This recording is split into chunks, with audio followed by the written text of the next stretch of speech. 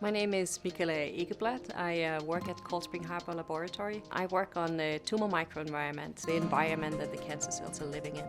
One of the big problems we have in cancer is that even if you have a patient that's been successfully treated, the cancer may come back, sometimes years later. We don't really understand why some people have the recurrence and others don't. I'm really focusing on metastatic cancer, on understanding why cancer comes back at a different location, at a metastatic site, and trying to understand what kind of cells from our immune system may actually contribute to that recurrence rather than help keep the cancer down.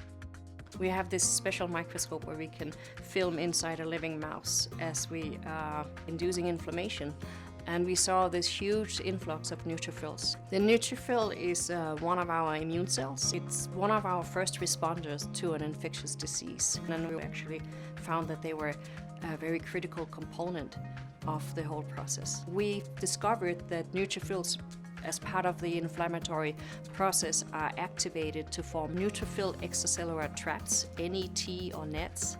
And now we want to understand how do they make the cancer come back after this long dormant period where the cancer has essentially been hibernating in the patient.